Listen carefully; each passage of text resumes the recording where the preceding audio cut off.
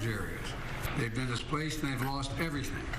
As I said, since the fire started, FEMA has been working with the state to help residents get shelter, groceries, prescription, and other critical goods like baby formula. We're also sent FEMA Director Criswell to Los Angeles to manage our response on the ground. She was supposed to be on this call, but we have the deputy here because she is out in the field with the governor right now, surveying what's going on. Let me close with a message to the people of Southern California. We are with you. We're not going anywhere. To the firefighters and first responders, you are heroes. Many of these firefighters are out there risking their lives, and some, well, I won't go beyond that, but risking their lives, and while their own homes are in danger, their families are in danger. To the firefighters and first responders, you really are, it's not hyperbole, you're heroes. You're genuinely heroes. And the worst, this is the most widespread, devastating fire in California's history. It's amazing. And there's nobody who understands it better than the press has been covering this on a minute-to-minute basis. And you literally have to run into the flames, these firefighters. You know, that old expression, God made man, then he made a few firefighters. Who runs into flames? You know, in doing so, you're leaving your own families and who may be in harm's way as well. So we owe you. And we're going to make sure that you get every resource you need, every possible resource you need. You know, to the families who have been impacted by this disaster, you're living through a nightmare, I know. And I promise you, we're going to help you get through this and eventually recover and rebuild. I'm going to turn it over now to the Vice President before we go on to the folks in the various cabinet positions as well as agencies that control these issues. Madam Vice President, I know you're directly affected, so you fire away. No pun intended. Indeed. Thank you, Mr. President, and also for the work that everyone around this table has been doing with the appropriate sense of urgency, because this is an urgent matter. What we have seen in California, and in particular in Southern California, is apocalyptic in terms of the nature of it and the unprecedented nature of it as well. And what we are seeing is a situation that is extremely dynamic. It is very much in play, and to some degree unpredictable, because we are literally waiting to see which way the wind blows. And I cannot praise enough the local leaders, most of whom I have talked with, and in particular our firefighters, who, as the President has said, they are working around the clock. They are working 12-hour, even longer shifts, and they are doing it with a sense of optimism, but also with an understanding of how serious this moment is and how important their work is to real lives and real people. Thousands of families have been displaced. Many of those families with young children with nowhere to go. And what we know is that this is a matter of current urgency, but this is also something that is going to have an impact for months and years to come. And on that point, I will also make note of the fact that, sadly, many insurance companies have canceled insurance for a lot of the families who have been affected and will be affected, which is only going to delay or place an added burden on their ability to recover. And I think that is an important point that must be raised, and hopefully there can be some way to address that issue, because these families, so many of them, otherwise will not have the resources to recover in any meaningful way. And many of them have lost everything. In the midst, however, of all of the trauma that has occurred, we have seen extraordinary acts of heroism. I'm hearing countless stories of strangers helping strangers. People who are opening their homes where they are intact and have not had to evacuate, opening their homes to neighbors, to friends of neighbors, feeding them and providing shelter for them. And I do think that it speaks to the best of who we are as a country, which is in times of crisis, we find the heroes among us who we may not have known before, but act out of a sense of courage, but also a sense of community. And I applaud all those who are approaching this crisis with that spirit. And the bottom line is this: there are incredible heroes every day who are working right now in California on the front lines of this fire. And in particular, I want to thank the firefighters for all they are doing. They are, as the president said, putting themselves in harm's way, and they are doing the work that is about helping people who are perfect strangers to them, and doing it in some of the highest moments of need that anyone could face. And with that, I'm going to turn it over to Liz Sherwood-Randall. Turn it back to me. Okay, back to the president. Look, I've had a chance to speak with a lot of the elected officials, including the senators, some of the congresspersons in the region, as well as the vice president as well.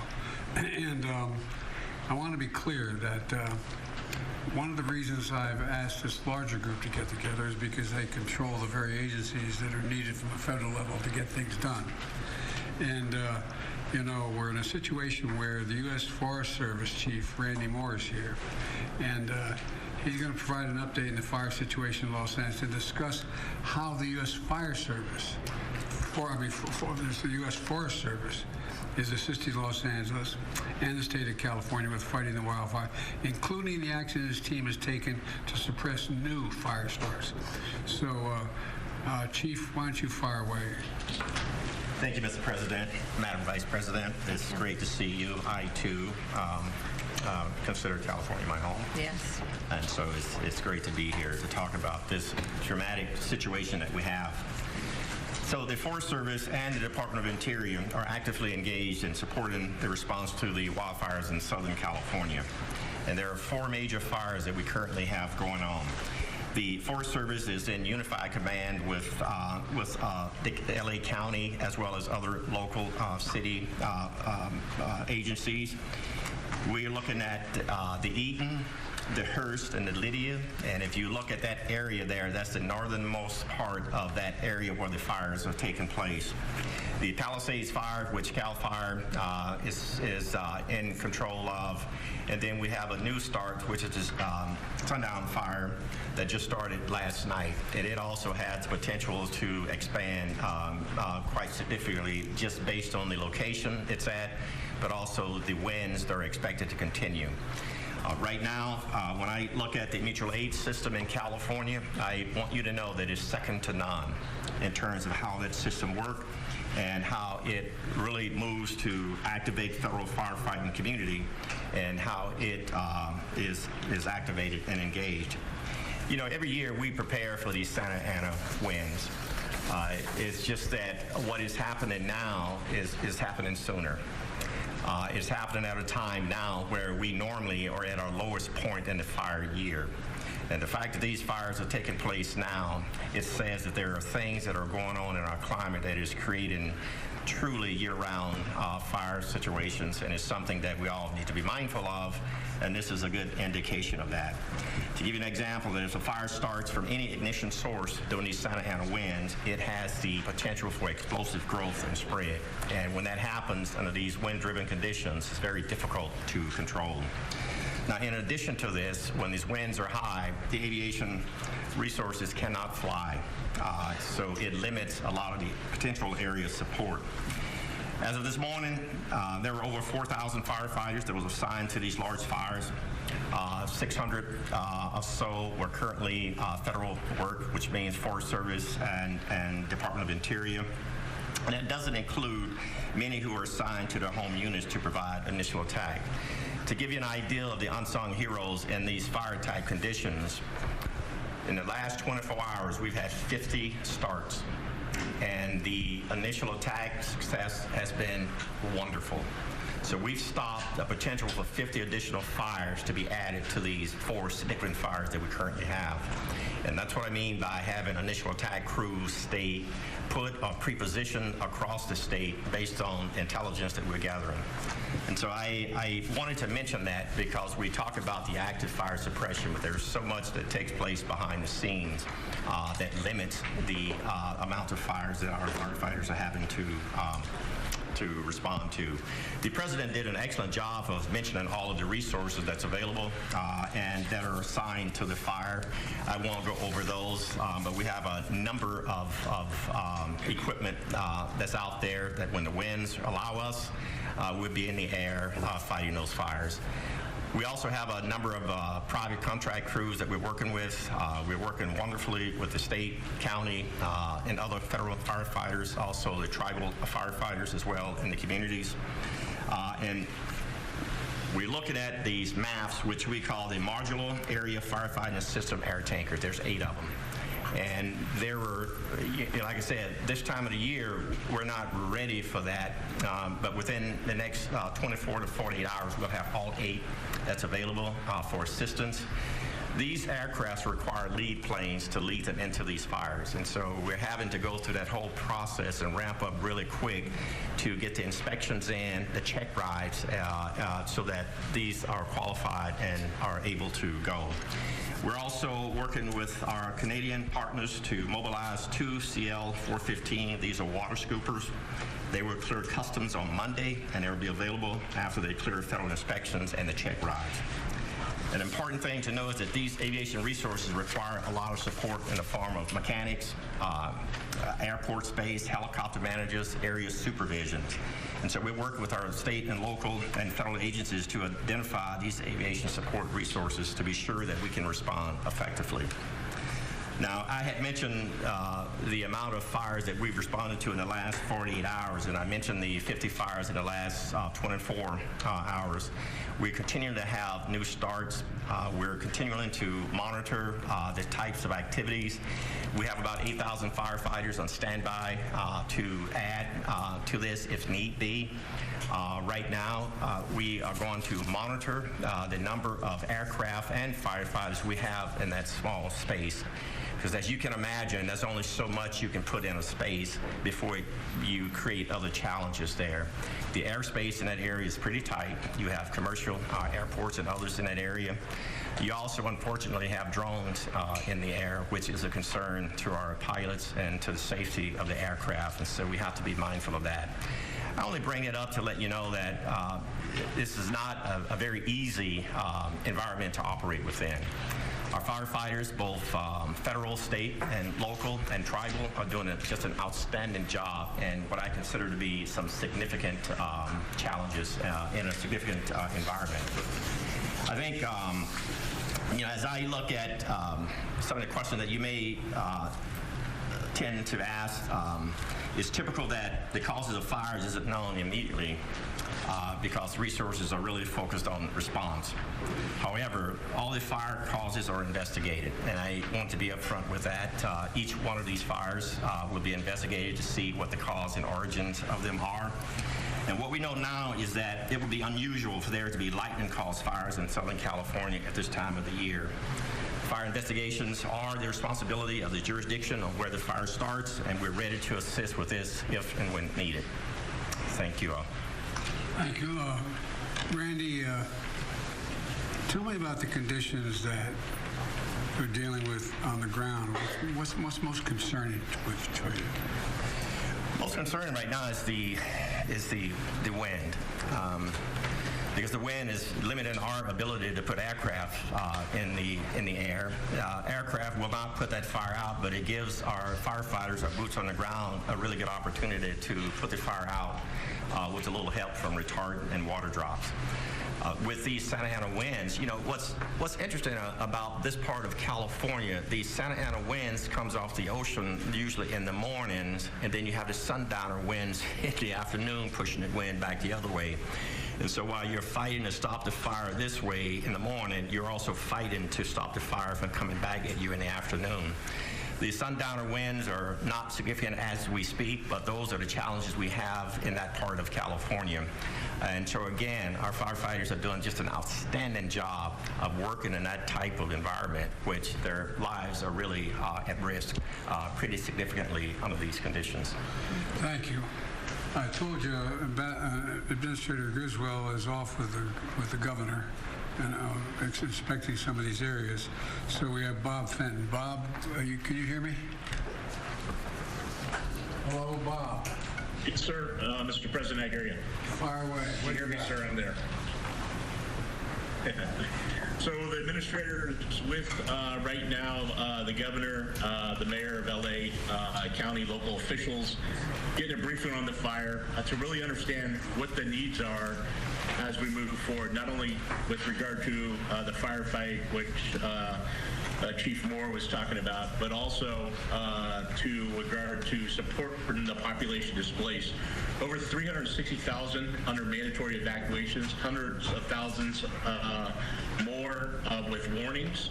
And so what we're doing now is ensuring that that we're able to provide any support to provide mass care to individuals, any assistance for the sheltering, any assistance for feeding, and then through the programs that we provide through our individual assistance that you authorized through the declaration, we're able to assist individuals with funding to offset their hotel costs.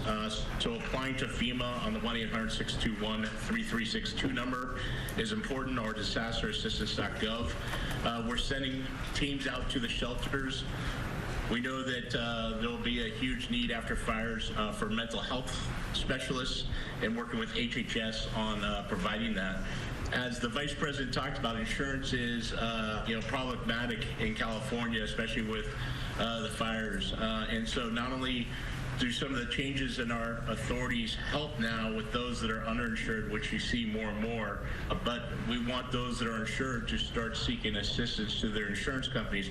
Our programs can help individuals, especially displaced and who have lost their homes, with rental assistance until they can rebuild, and ultimately provide temporary housing. So we're in discussions with state and local governments on how we will meet those housing needs, both in the interim by using available stockage here, but how can we help rebuild? And then lastly, I would just say that we're really focused on already starting to discuss debris removal and all the hazardous waste that comes from fire and how to remove that safely between local, state, and federal government. We'll rely on federal partners, US EPA, the Corps of Engineers, and others to be part of that technical assistance help to support the safe removal so that ultimately we could rebuild.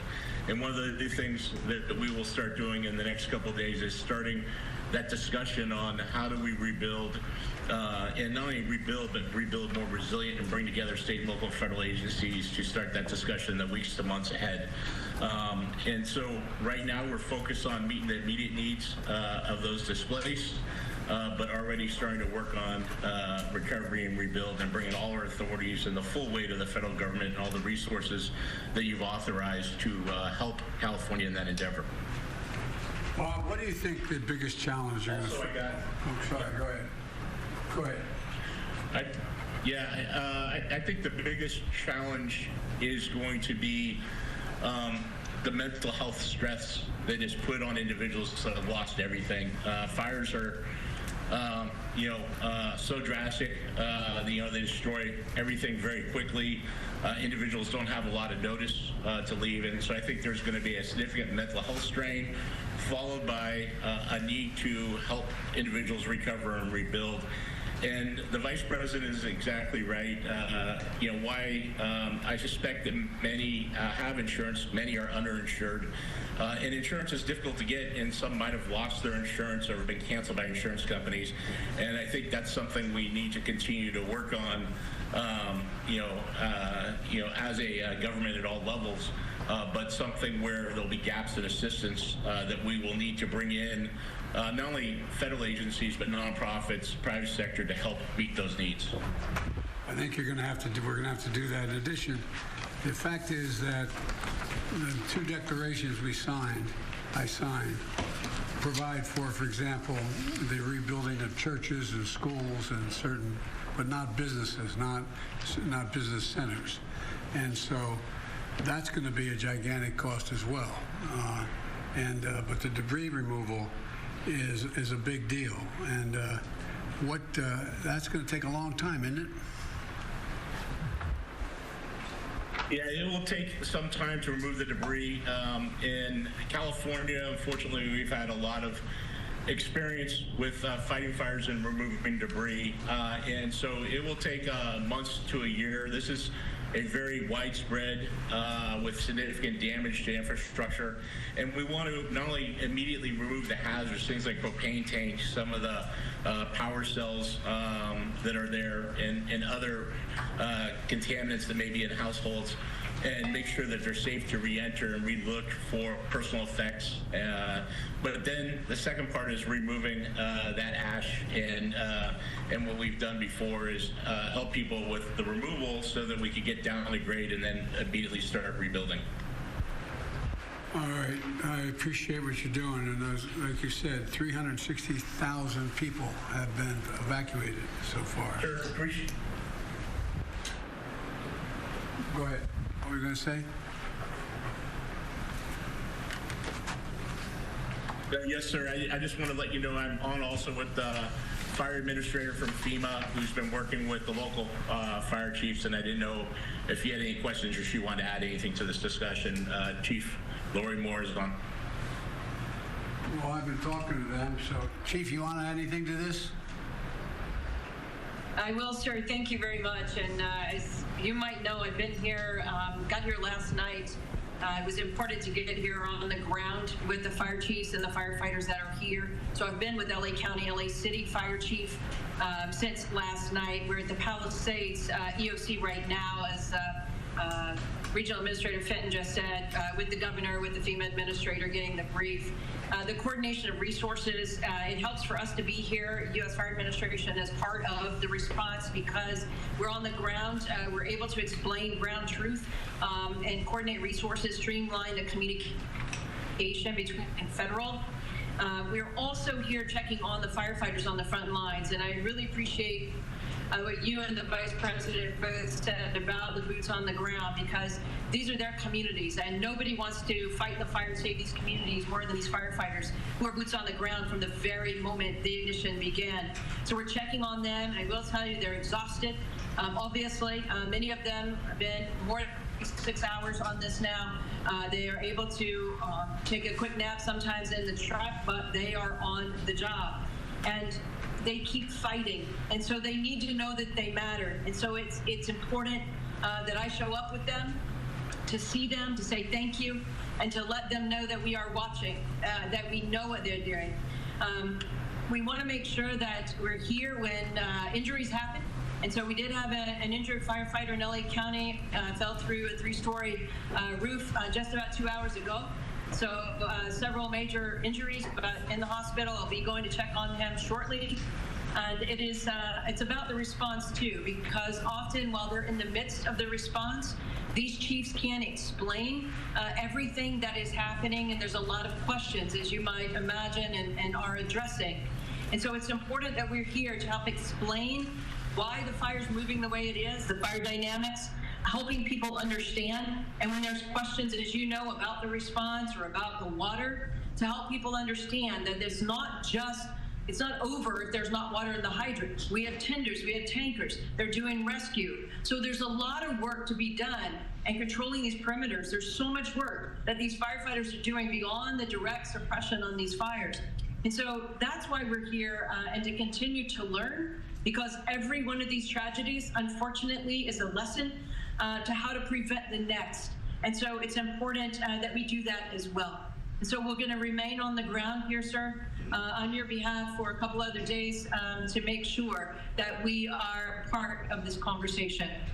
Well, you are part of the conversation. That's why I went out to California yesterday and met with those firefighters and met with those police officers, because there's also worry about looting and a number of other things. So they are really incredible people. They're making such sacrifice.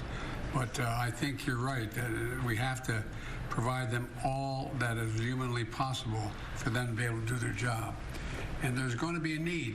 I want to say it again, and we all know it around this table, we're going to need for some help in terms of the psyche of these folks. There's going to be real problems regarding to the mental health issues, and we got to make sure we're prepared to deal with it. All right, now Deputy Secretary of Defense Kate Hicks.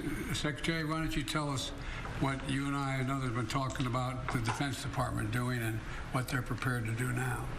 Thank you, Mr. President, Madam Vice President. I'm right here. The screen, no worries. Yeah, I surprised you. Yeah. We are very much leaning in here at the Defense Department. We, of course, are always looking for how we can support state and local partners and, of course, our interagency partners in the federal sector that you've already heard from. And that includes every tool that we believe we can leverage that causes us to always lean forward to make sure our partners understand what we could bring and be responsive to requests that they're coming forward with. And we have been in receipt of some requests. I will turn, with your permission in a moment, to Chairman Brown, and then we also have on the screen with us the NORTHCOM Commander, General Guillot, who is our focal point for responses here in the United States homeland. Secretary Austin this morning out in Germany already in his opening remarks for the final Ukraine Defense Contact Group spoke explicitly to our intent and efforts underway now to provide search support, and so I just want to emphasize it's so important to us that he's put that front and center even while he's concluding this important work overseas. You had mentioned some of the efforts we already have underway. We are ready, as I said, to engage with our partners on further efforts. With your permission, I'll turn to Chairman Brown. Please. Chairman. Mr. President, Madam Vice President, as you highlighted, we do have 500 personnel already identified to be able to support. Not so much in firefighting, because that takes some 10 days of training that would be required, and we don't want to pull firefighters away from that, but they can also support with rock clearance capabilities, commodity distribution. We talked about the airlift with their helicopters. There's 10 U.S. Navy helicopters as well as 10 Guard helicopters. The winds have been challenging to get them airborne. They can also help with the ground search and rescue, incident response, awareness, and then medical support. Those Marines will be in place in the next 24 to 48 hours. The California National Guard also has, by tomorrow, they'll have about 1,000 service members that will be available to be able to support as well. About 250 of those actually have some firefighting capability, and they can be trained in the next 24 to 48 hours to also support firefighting. As was mentioned, the C-130s with the modular aerial firefighting system, 2 of those are already at Channel Island. What that means to the average listener. Yeah, so what it is, it's a C-130 that's modified. It has a system that's put in a modular system that's put into the back of the C-130, and so it's able to push out either water or the slurry retardant associated with. And as was highlighted, they are usually prepared to do this during the firefighting season. This is several months prior to when they would typically do this. And so there's 2 C-130s that are already at Channel Island. They're in just northwest of Los Angeles. The other 6 will be there within the next 24 hours or so. The first flight will start tomorrow, and then they will continue to be prepared to be able to support. We're also looking at surrounding bases that may have ability to bed down any displaced personnel or families. We got about 1,000 beds that have been identified at either Edwards, March, or Fort Irwin, and they're in California. In addition, we're using March Reserve Base as a incident response area and getting that set up.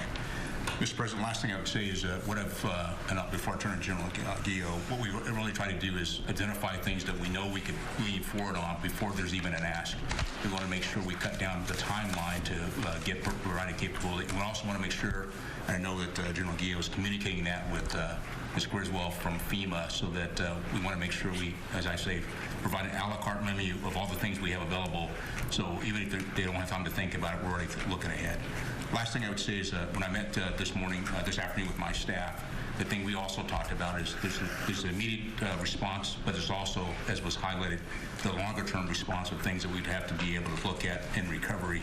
And so we're already thinking ahead of what options DOD may be able to provide to support. Any of your questions, and I can turn You guys have been immediately responsive. Thank you. I mean, right on top of things. But let's turn to General.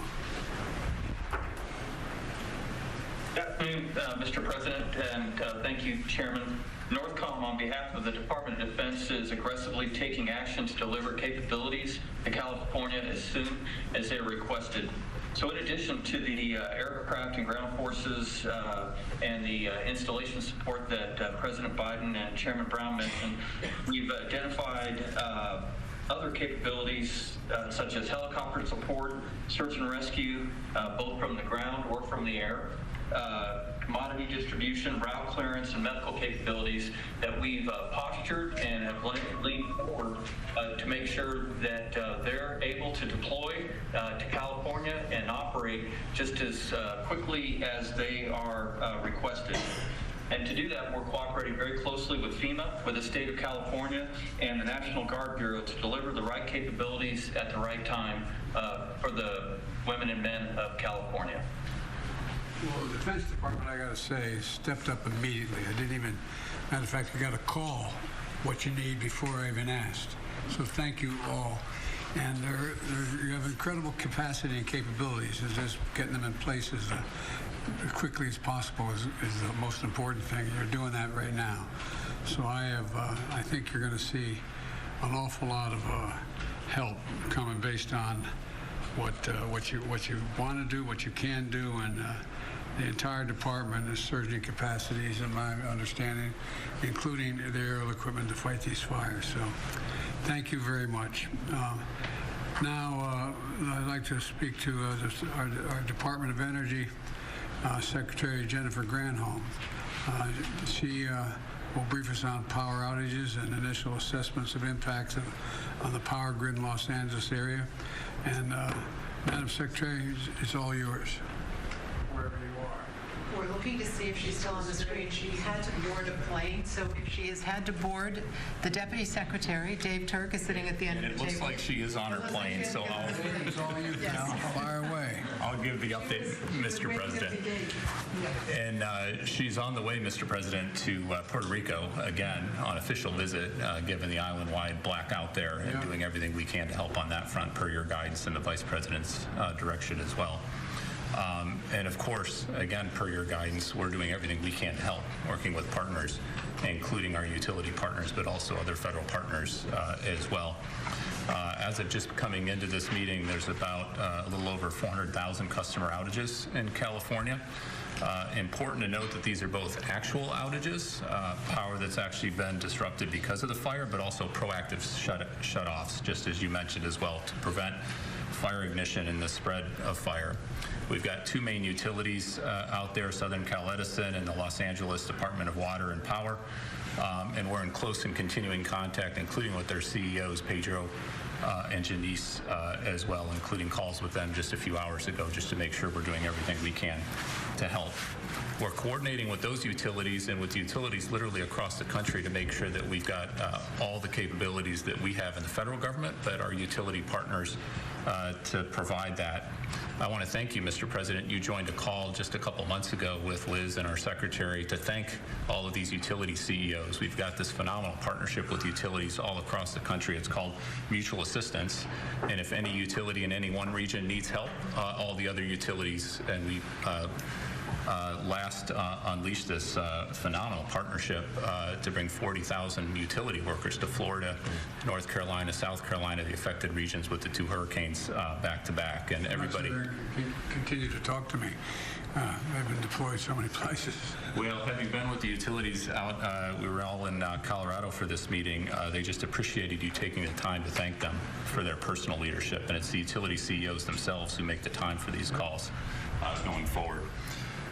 We're working closely with all the utilities. We're also in continuing contact with the transmission operators.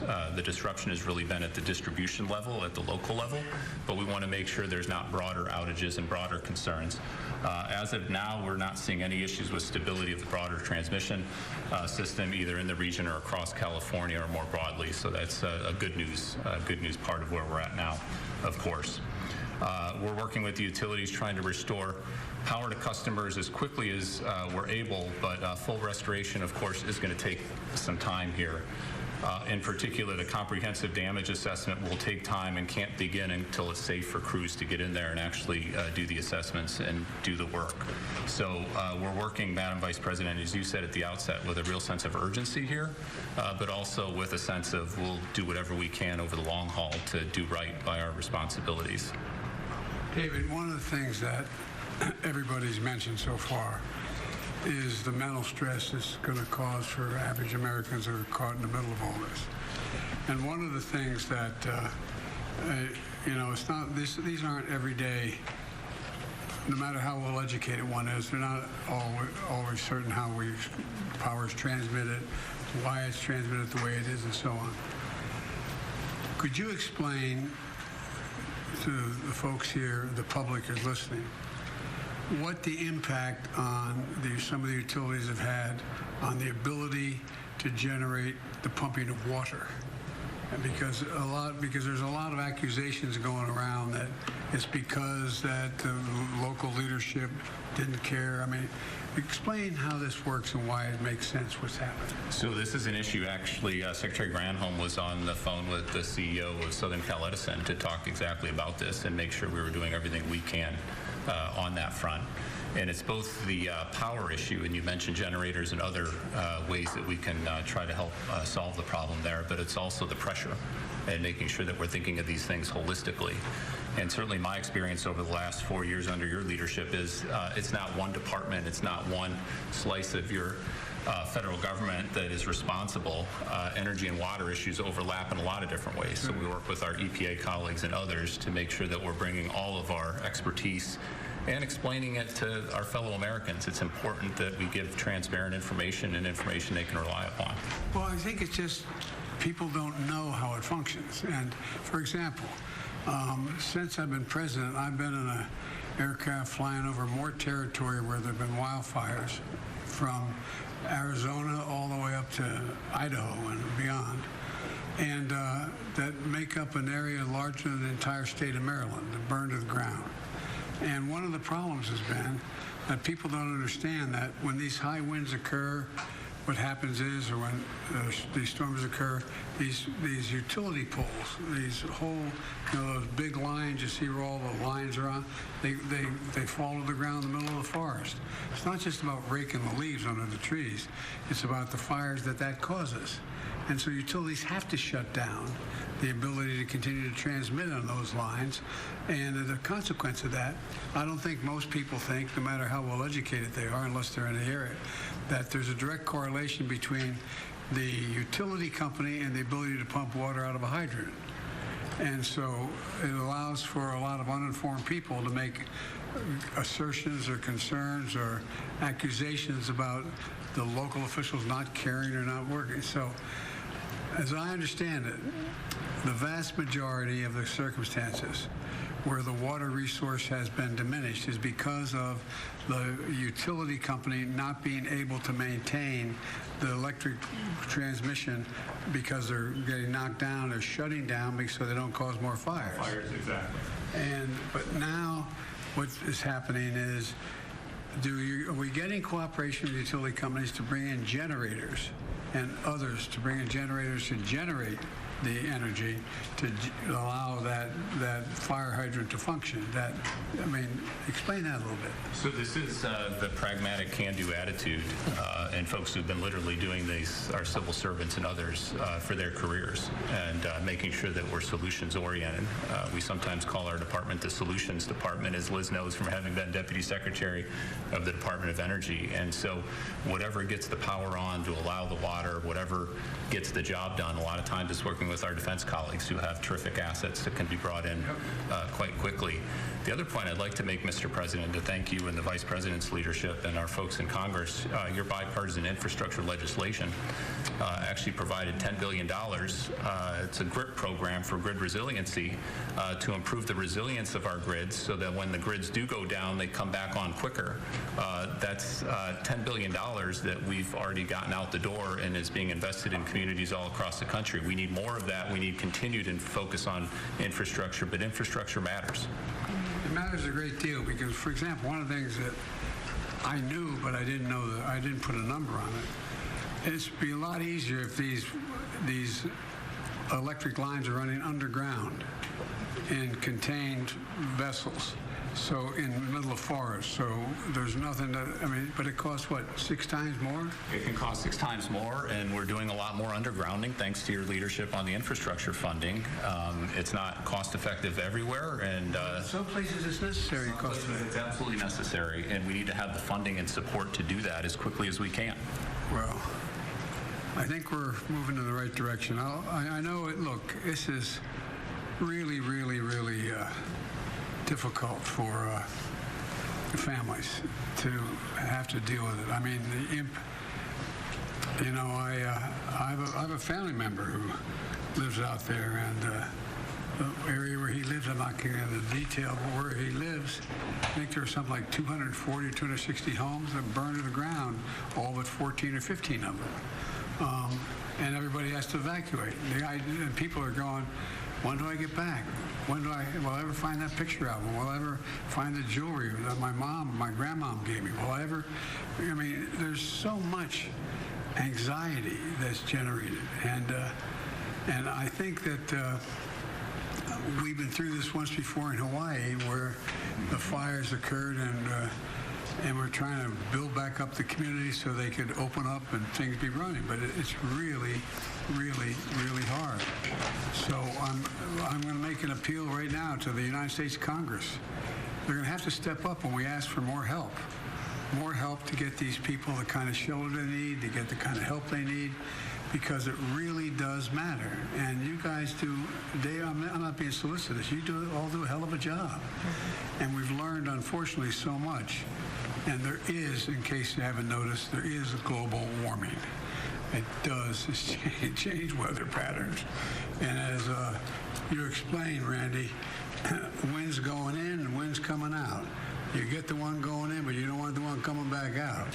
And so my point is that I think the more we can explain to the American people in plain, straightforward, honest English, or whatever language that of us understand, what exactly is happening, the more likely we're likely to get the kind of support, and not make a political deal out of this. I'm leaving this office very shortly, but it's not about the politics. It's about giving people some sense of security that we're going to be able to get this under control, but it's going to take time. And it's going to take time. And like I said, in the next little bit, we're going to be going back to Congress asking for some more help on some of this stuff. And I hope they're ready to step up, because we can afford it. And like I said, we have a little infrastructure bill that's over $1 trillion, and it's going to be able to help a little bit. We have done a lot in terms of what we're going to do in terms of providing for this rebuilding of communities. And so I think the most important thing we have to do, those of us sitting around this table and on the screen, is explain in simple, straightforward language what the capacity we have is, how we're using that capacity, and what capacity we don't have that we need. And in order to keep things from just all these, in crisis, rumors and fear spread very quickly. And the most important thing is to just bring this down in an area, be honest with people, what's at stake, but be straightforward with them. What can be done and how we're going to get it done. So I thank you all very much. I'm proud of the job you're all doing, and I'm, quite frankly, proud of the job the local officials in California are doing. I've spent a lot of time with the governor and the mayor of Los Angeles and others. You know, they're doing everything that we ask of them and beyond. And so we're stepping up as best we can. Any of my colleagues around the table or on the screen want to add anything before we close this out? Well, as the Californian at the table, thank you for all of the leadership that everyone here has provided, starting with our president. We're beyond the point of calling it fire season. Yeah, that's right. We really, and we're seeing this around the country, that whereas years before we would talk about a particular season of extreme weather, we are seeing that it doesn't matter what month of the year, we should be ready. The work that our administration has done in particular on the issue of infrastructure together with the Inflation Reduction Act and the attention we are paying to the climate crisis, is so important because we have got to invest as a country in adaptation, and we have to invest in resilience. And that is about homeowners, that is about families, that is about cities and local governments, state governments, and we have to adapt to this changing climate. For example, fire hydrants are pretty much built to deal with an individual house fire, not with a wildfire that is taking on entire residential communities, where these homes are providing the fuel for that fire to grow. We have to put more resources into our fire departments and firefighters, understanding that we are asking a lot of them that traditionally they never had to do. And because of their commitment to their profession, they're attempting to rise to the moment of crisis. But we need to put more resources into those individual professionals and into the departments that sustain that work with the mission. That is such an important mission in times like this. So, Mr. President, I thank you for your leadership, your foresight to understand what over these last 4 years we could do to leapfrog in front of what we know to be a changing climate to meet these types of moments. And God bless all of the people who are on the ground right now in California doing that work. I thank you for your comments, and I think I totally agree with you, which will not surprise anybody. Look, there's an expression from a famous Irish poet. He said, all's changed utterly. A terrible beauty has been born. All has changed in the weather. Climate change is real, fundamentally altering, not just here, but around the world. Around the world, what's going on. And we've got to adjust to it. We've got to adjust to it. And we can. It's within our power to do it, but we've got to acknowledge it to begin with. Just acknowledge that there's a change taking place, that we're not going to be able to legislate away. It's real. There is global warming. We have been listening to President Joe Biden and Vice President Kamala Harris holding a briefing right now in Washington.